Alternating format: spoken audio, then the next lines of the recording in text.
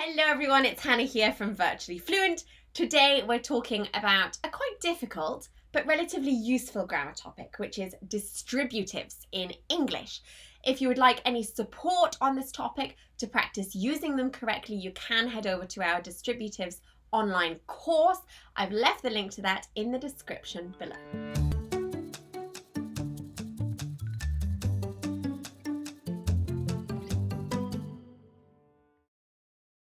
So let's start with a nice simple definition of what a distributive actually is.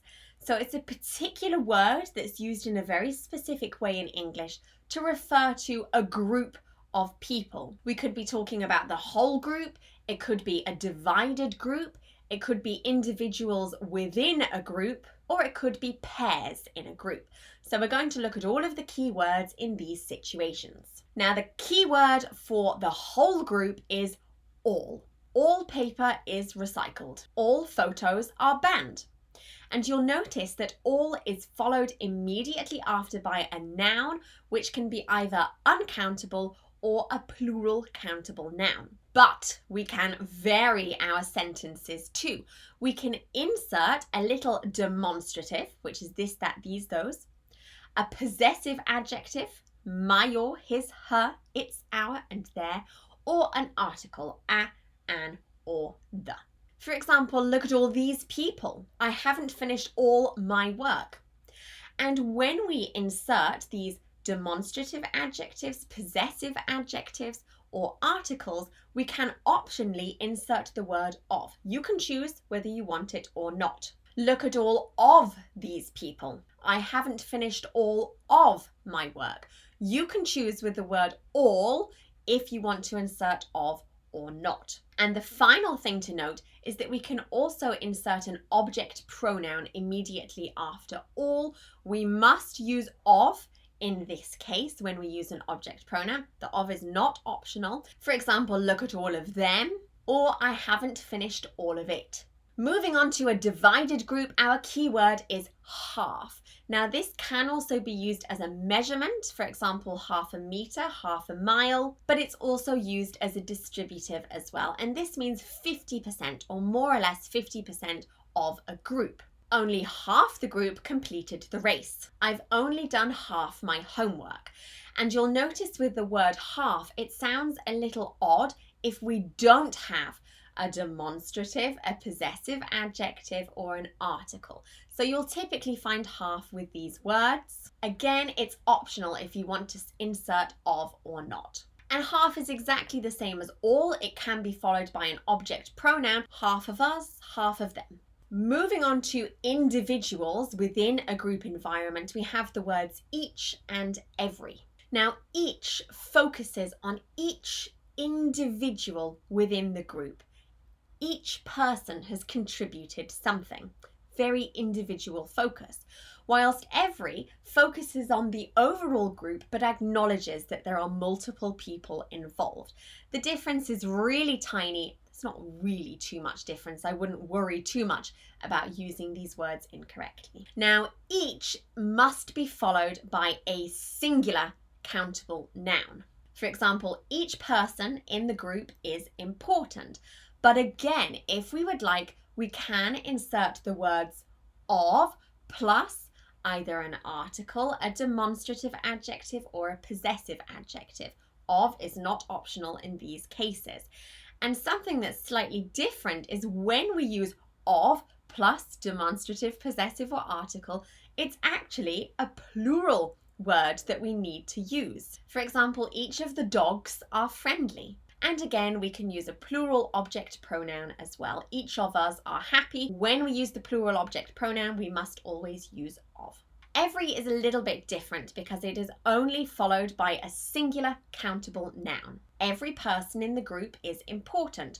We have no option to add of or a demonstrative. None of that exists with the word every. It's nice and simple. But this poses a problem because when we want to use uncountable nouns, this is not possible. Every bread is moldy. So when we have an uncountable noun, we need to find a partitive.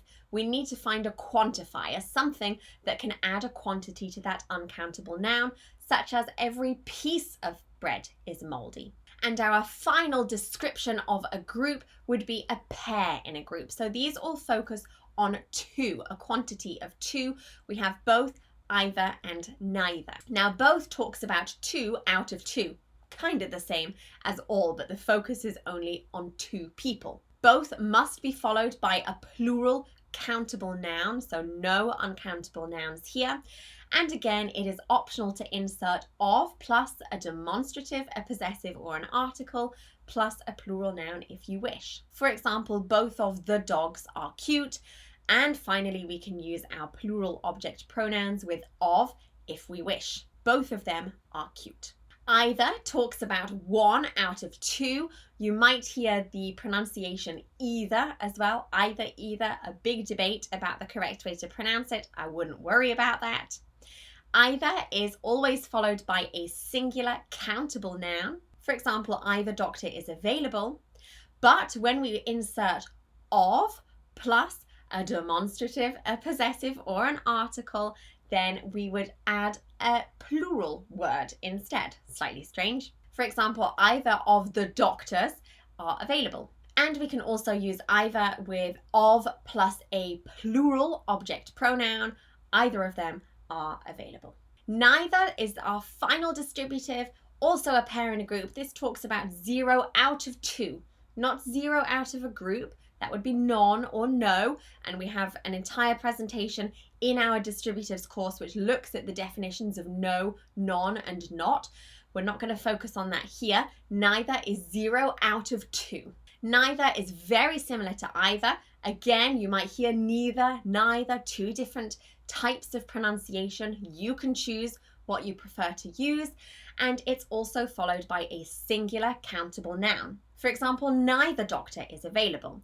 However, we can insert of plus a demonstrative article, typically the, or a possessive adjective, and then it would be followed by a plural noun. For example, neither of the doctors are available, and we can also use it with of plus a plural object pronoun, neither of them are available. So those are all the key distributives that we can use in English to refer to very specific quantities of people within a group.